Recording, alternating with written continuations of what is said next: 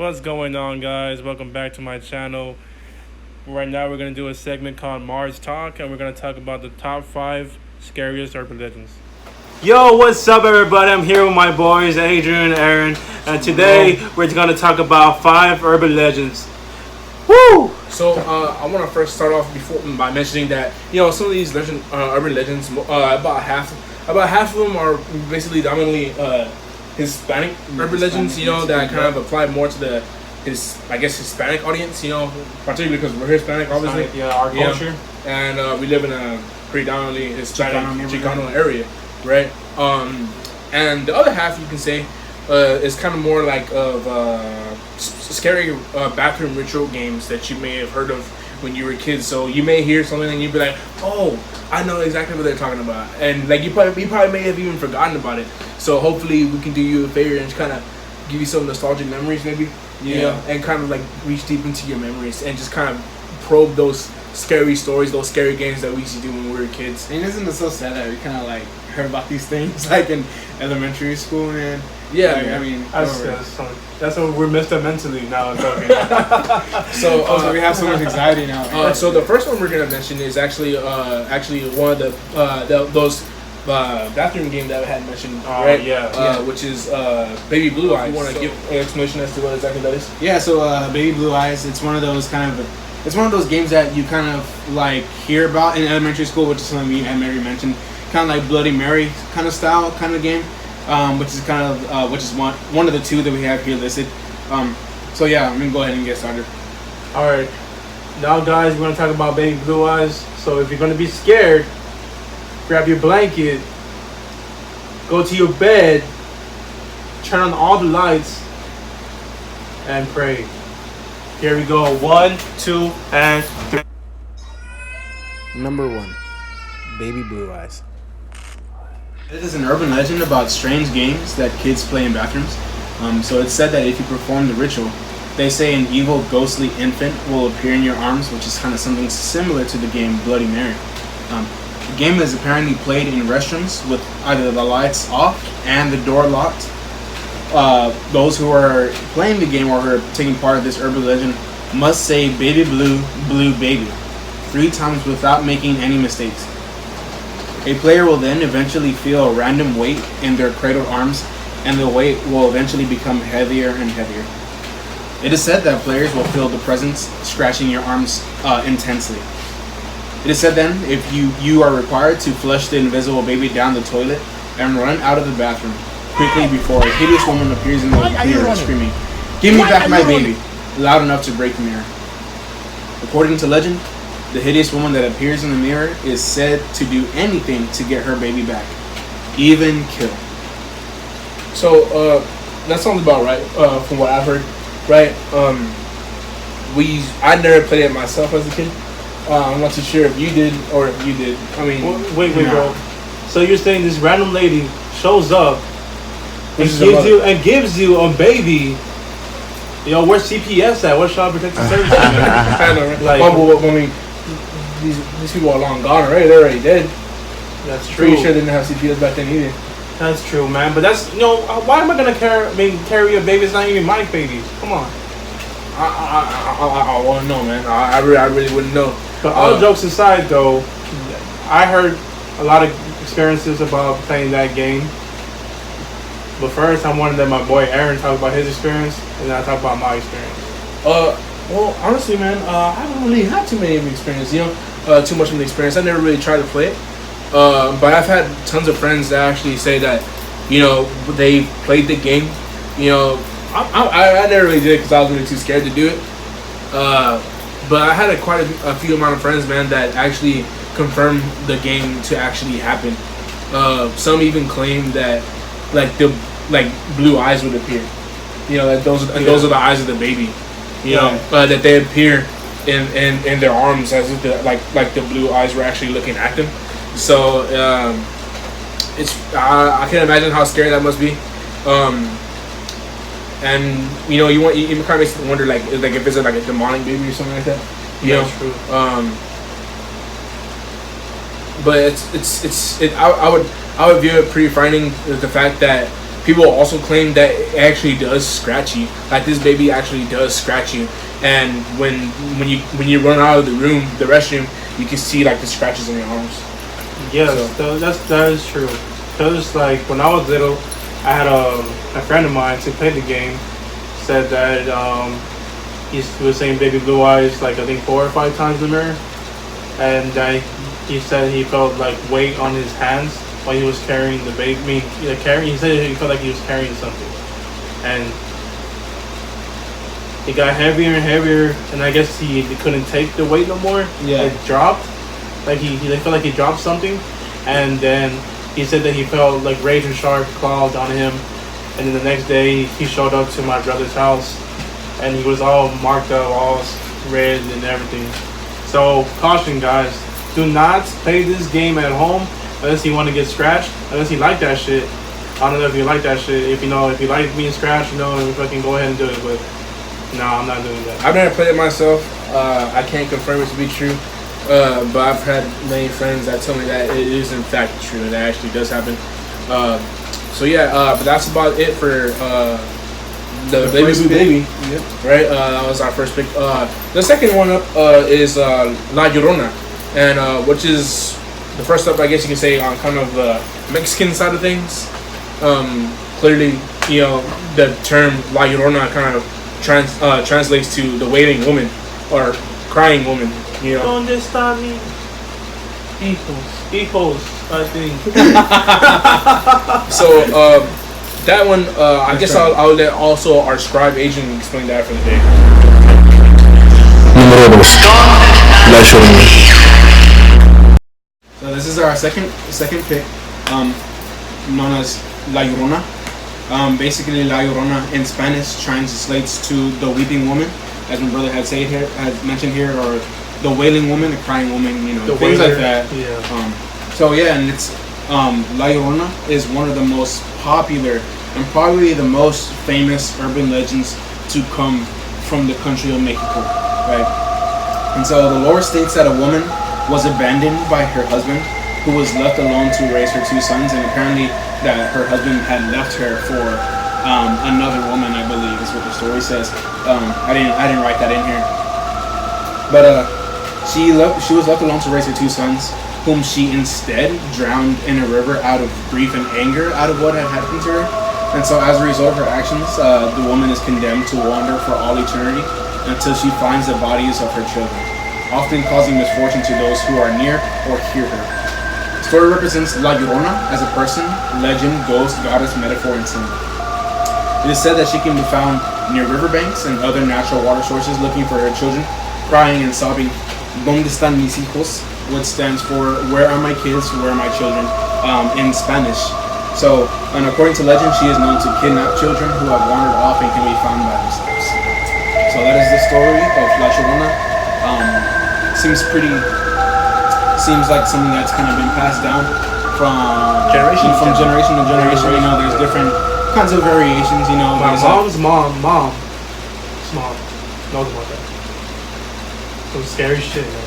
Yeah, it kind of seems to be a generational thing, kind of passed down. I'm not sure if that's kind of something to kind of make like little like niños, like our kids and stuff like that, to kind of like scare them into being very attached to us, to not wander off and to be like to be behaved and to kind of like stay attached to us and not to wander off and things like that. Just kind of like scare them into being well-behaved kids.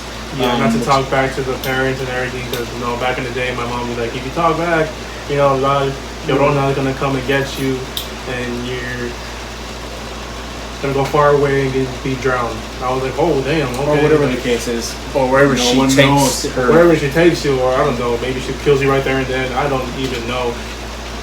Just to add an interesting fact to that, there is a little bit of a variation of that that may not be all too common either. It is called La Llorona of the Moon. And that one's maybe actually being used to some people. But that one's kind of basically, this kind of the same concept as La Llorona. Still the waiting woman, right? You still hear her say, ¿Dónde están mis hijos? But the legend goes for that story is that not only she's not restricted to just riverbanks and bodies of water. So in the original story, you can find her, you can hear wailing and crying by a river, and you can see her by rivers, right? So that warns us to stay away from that, right? To stay away from rivers, especially at night, right? Because that's when we can see this apparition of this woman, who's obviously terrifyingly looking for her kids for eternity. And if she sees us, she mistakes us for her kids and takes us away. I believe when she sees us, she says, "I están mis hijos," as in there are my children, yes, right? In Spanish.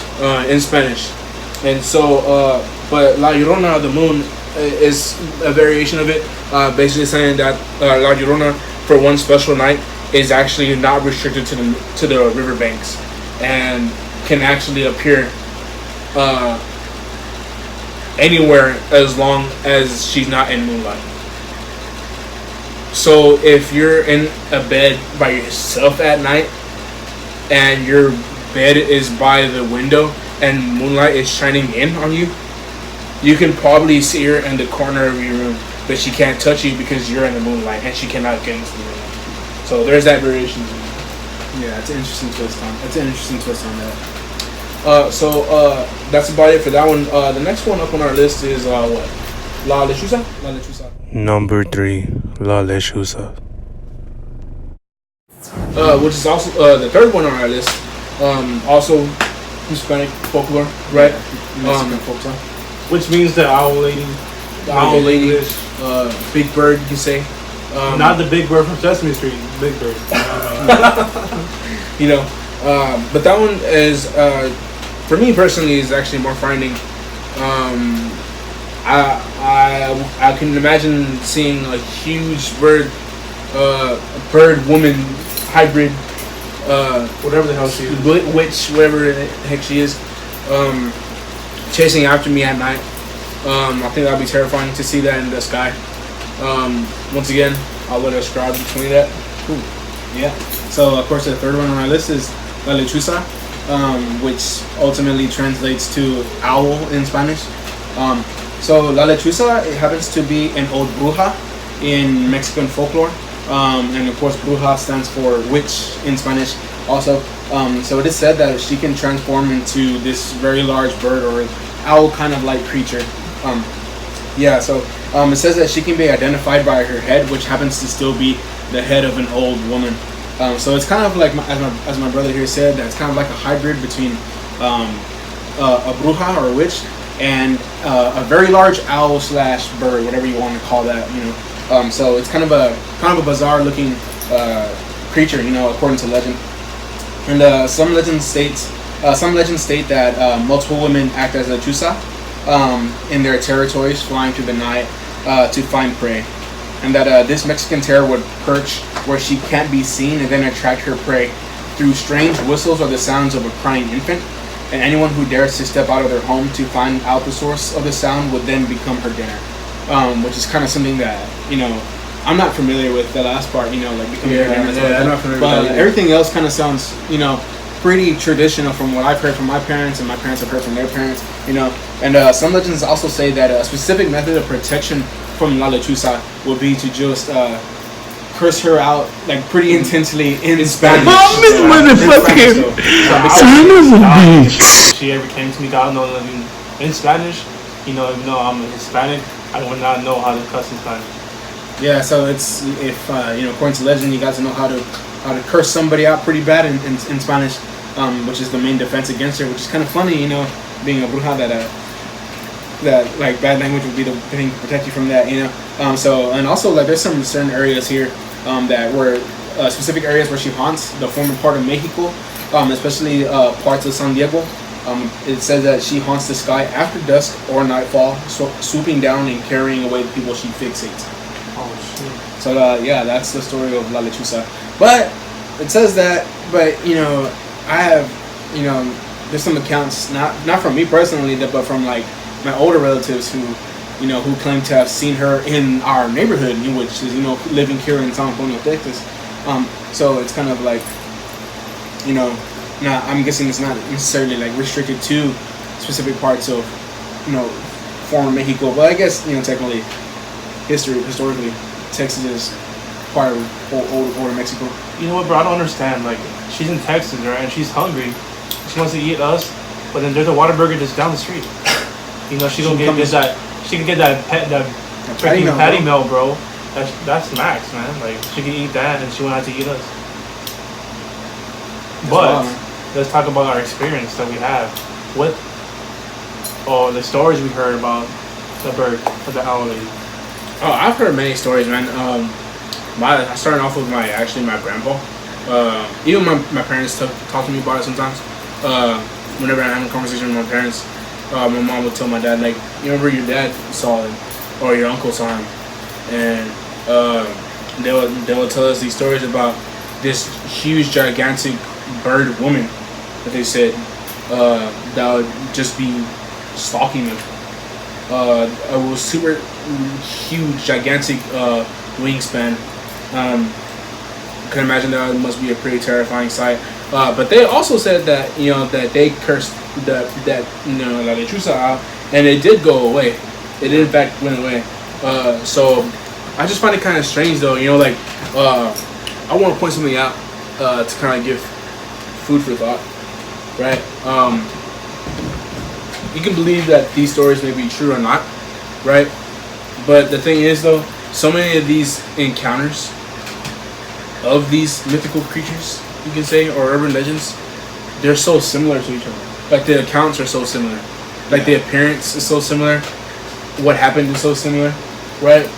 And it kind of makes you question, like, man, if all these stories are so similar, then they have to be out there. Yeah, there has to be some kind of like magnitude of truth. Like there has to be some sort of truth to it. Like La Llorona has to be real, because many people have said that they have saw her. People like La Lechuza. People have described her to be the same person. Like, every account of like the physical description of La Lechuza happens to be similar in different accounts. So they describe it looking the same way for La Lechuza, for La Llorona. It's so crazy. Like so many of these appearances, like stories are so similar. Like they have to be real. They have to be real. Like how can that many people lie about that? Yeah. Like that many people. They couldn't be drunk or anything, because I mean, I ain't saying about anything about that. But it has to be true. Something. I mean, it has to be something out there, though.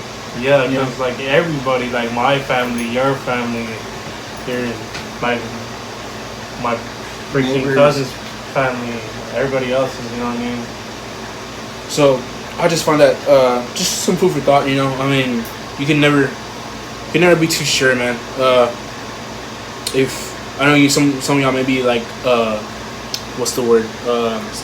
Skeptics, right? Y'all might be skeptical, but y'all might want to take into consideration about the fact that so many people have said that they've seen this. Yeah, so many people. So be careful, man. Stepping out, wandering in the woods at night. Yeah.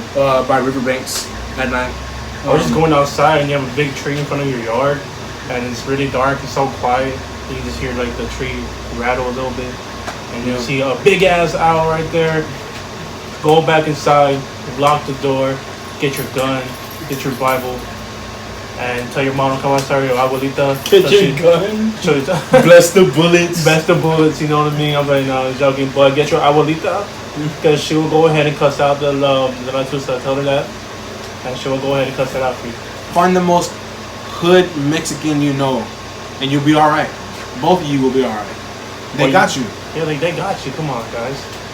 Alright, so next up on the list, we have the Dark Reflection Ritual.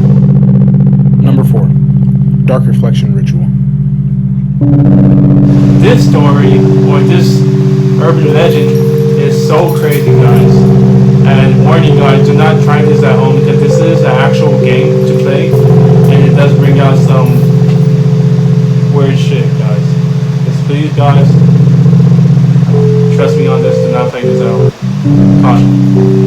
It may be just as dangerous as possibly playing a Ouija board, but it's the games, But people have said that these things actually have happened. the starting the ritual. Once the ritual's begun, you can't stop abruptly. You have to finish the game. And people have said, I mean, like not the same events have happened, but like the same, I guess, theme has happened. This sort of bad luck has happened as soon as they started the ritual. Once again, I'm gonna have Adrian explain this. Yeah. So as much caution as we like to give, yeah, we would like you to take it seriously, but also know that these are things that are just also urban legends who are, they're probably not true at the same time, but at the same time, for just a matter of caution, just don't do it. Yeah. You never know. So yeah, just go ahead and avoid doing that. So yeah, it's called the Dark Reflection Ritual or the Dark Bird Mark Ritual, something like that. So we're gonna go ahead and sign off with some kind of like history behind it. So the legends about mirrors have been around for hundreds of years, and in particular, some ancient civilizations believed that there was a sort of purifying effect to mirrors, and that they believed that by looking one's reflection in the eyes, it would transfer a person's negative energy into the reflection in the mirror. They believed that this had a cleansing effect, but also hidden dangers. So that's why breaking a mirror is known to cause bad luck, right? So if you think about it, if this is true, then every time you look into a mirror, you're transferring negative energy into it, right? So yeah, there's that. When you break the mirror, negative energy is released and causes bad luck for everyone around it. Things like that. But for this ritual to work, you need a mirror, which kind of don't mind breaking. Apparently, there are both risks and eventually rewards in this at the end of it. So that's something kind of strange. And that those risks and rewards are kind of strengthened depending on how old the mirror is. That kind of makes sense. The older the mirror, the more, I guess, negative energy there is in that. So there's that. You must look your reflection. You must look into your reflection in the mirror. Breathe onto the mirror, which eventually fogs it up. So you have to fog up the mirror with your breath. It is said that by doing this, you symbolically link yourself to the mirror and to the negative energy inside.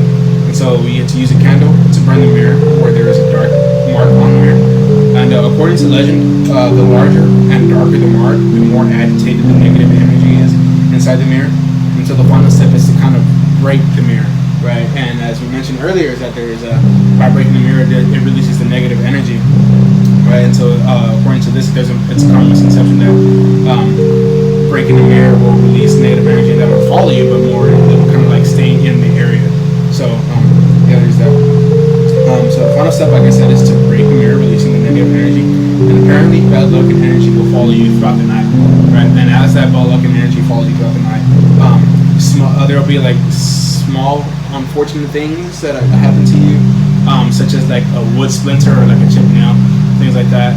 And then as the night progresses, like those kinds of things become more and more threatening and more dangerous. So it is something that's very dangerous. If it is real. Of course, this is just a common, American legend, which is probably something that you guys may remember from elementary school. And I know that when we looked this up, the three of us were like, dude, I remember that back in elementary school. I remember hearing about that, Yeah. So yeah, it's one of those kinds of things. So of course, like I said, once the mirror is broken, it starts off with small bad luck, but then that bad luck starts to become pretty intense as the night progresses. So basically, like my life, but I've never played that game before. But sounds good. And once the morning arrives, that negative energy dissipates and everything stops. And it's over pretty much from there. So, and then apparently, as things get worse, the greater the reward or something like that at the end of the game. So there's that also to think about. But yeah, that's pretty much the Dark Reflection urban legend. And that was number 4. Now we're going to number 5, which is in our hometown. Basically, it's by a Toyota plant. It's by Lone Star Pass. You pass the Toyota plant, and you go to this place called the Donkey Lady Bridge. Yep. The Donkey Lady Bridge. Number 5, the Donkey Lady.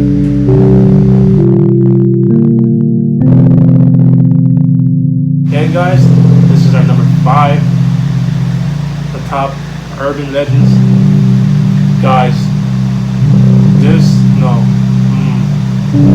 I don't even want to talk about it because I heard some crazy shit when I went there.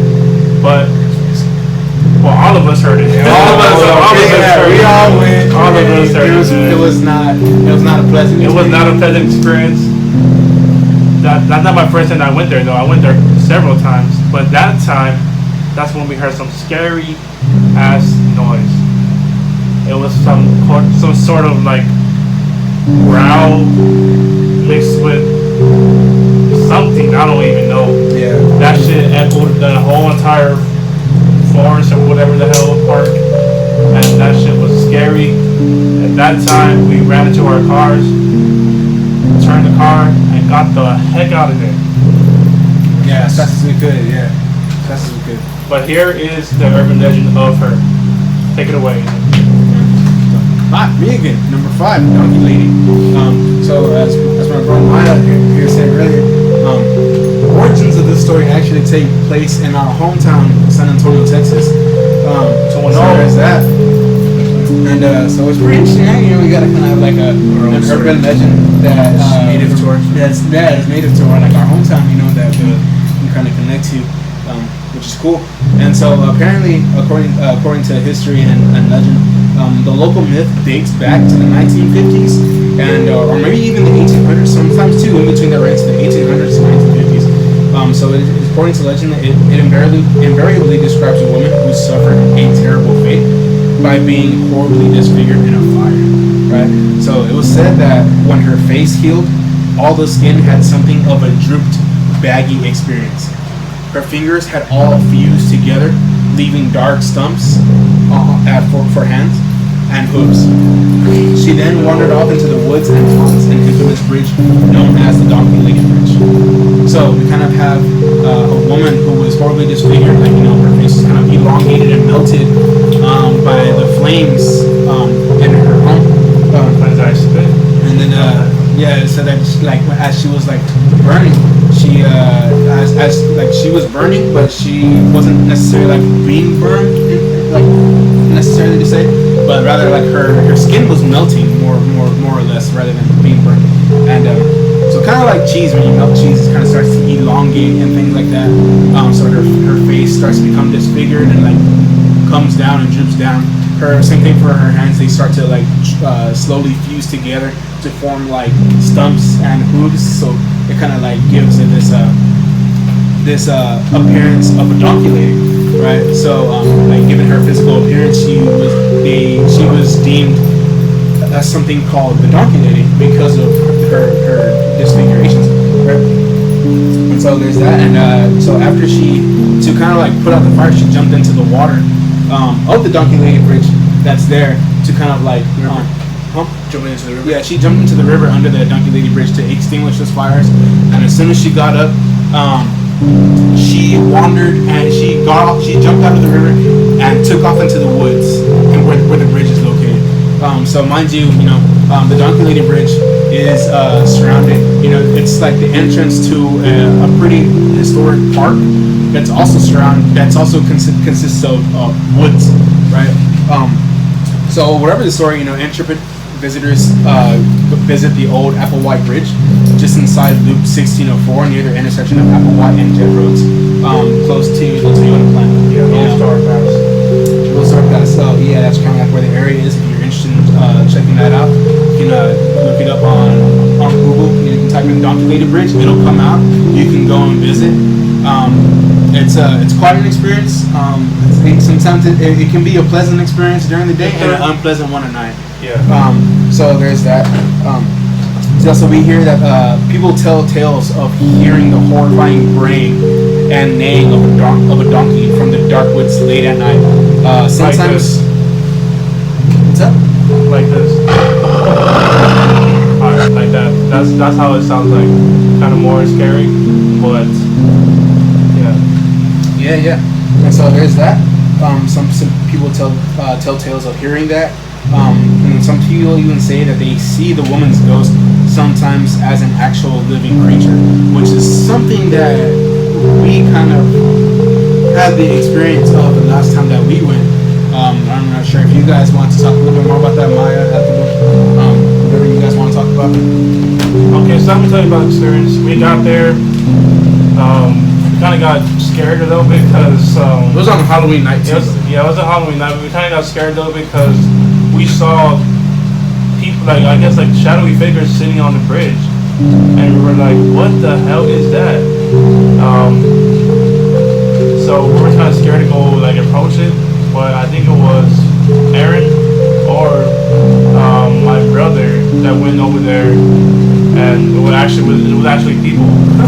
So there's people actually, just three guys that were really cool that we met there. They were just sitting there, chilling, drinking beer, and we're like, you know what's pretty cool? How about we go ahead and go get these chairs that my brother had in his car.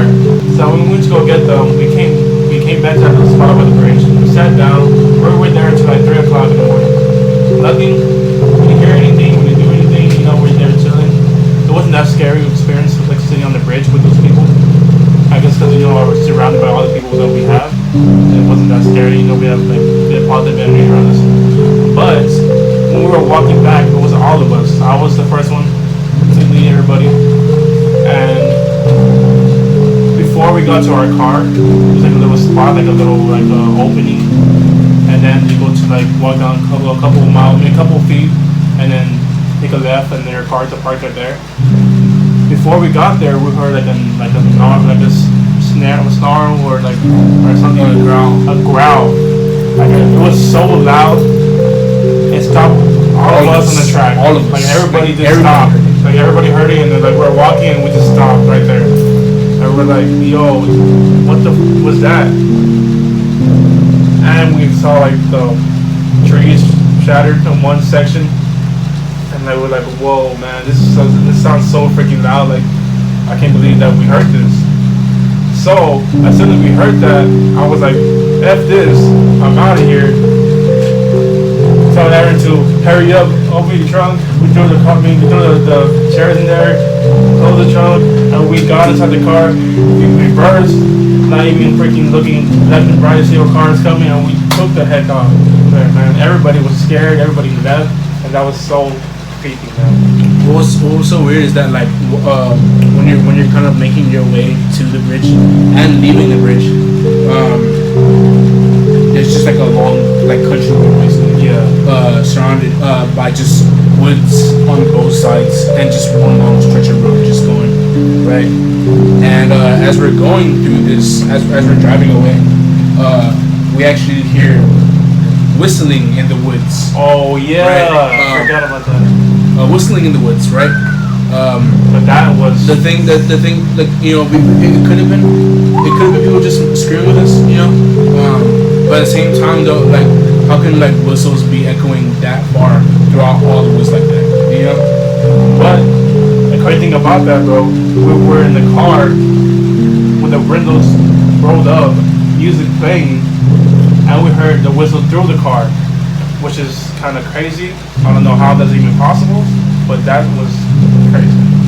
Some people have claimed to have seen the donkey lady actually come out of the woods and jump onto their car and actually bash their car windows in, trying to get them to harm the people, whoever may venture into the donkey lady bridge, We got out of there more because of the fact that we did not want that to happen to us.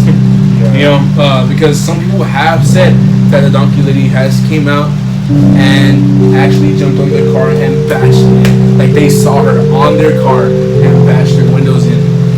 So I did not want that to happen to us, so that's why we bounced. Yeah. But that's about all for today's. Guys, I just want to include something about the Donkey Lady Bridge too. Of course, that it's a bridge, right, that kind of overshadows a river bank, a river that kind of flows through the woods. It's the entrance to a park, to an old park, but also kind of up the road before it. It's kind of it's a residential area, but it's also country, So I just wanted to say that you know, if you do happen to visit, you know, I mean, you can go for it. You know, that's cool. Just be a little bit, just be mindful of the residents that are there, and just be a little bit more respectful of the residents that are there. That's true. No, forget the some, residents. so, because some people tend to kind of like take that place as a space for racing and kind of just like doing different things. Doing drugs, drinking, sex. No, I'm not going. I mean, it's true though, because Yeah. we've seen everybody, like couples go in the woods and there. Yeah, I don't know how they do it there. You know, it's scary as hell, but like, you know, I guess spice of the relationship, right? I don't know. Yeah, That's right. just make sure that you're respectful of the residents Yeah, there. respect, So, man. yeah. Other than that, I think that's about it for That's about for the top 5. You know, so just to kind of like recap of the things that we have kind of going on here, the 5 top urban legends that we have, both Mexican and American. First is the Baby Blue Eyes, which is one of those common elementary games that you play in the restroom with or without other friends. La Llorona, which happens to be one of my favorite as a Latino.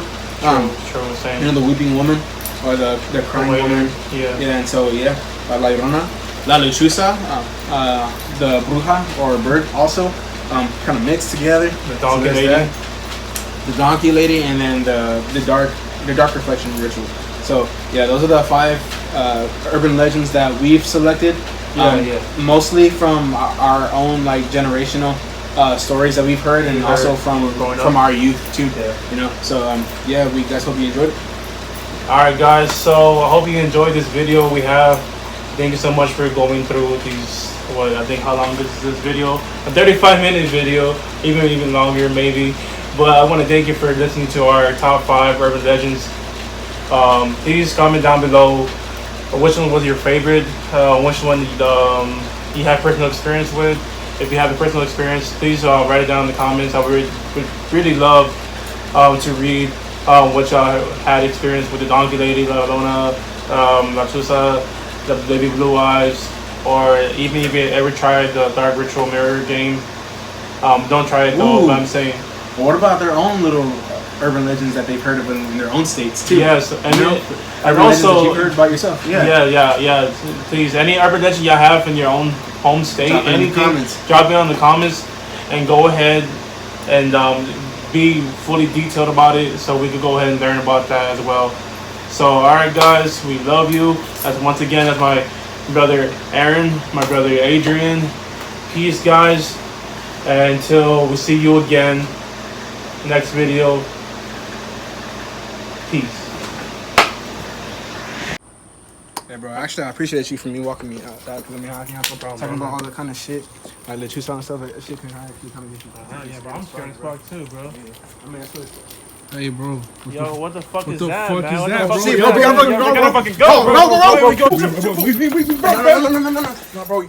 Come on, bro. Oh, that's right, bro. Fuck that.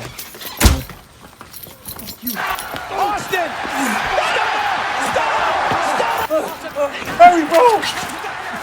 1, 2, 3. Yeah. Fire Mars. The dub. Fire Mars with the dub. Man, ain't no goals getting my abuela. Hell yeah. Thank y'all for watching. Please subscribe to my channel. And also follow me on Instagram, which is Maya_Mars97. Peace. Love you guys.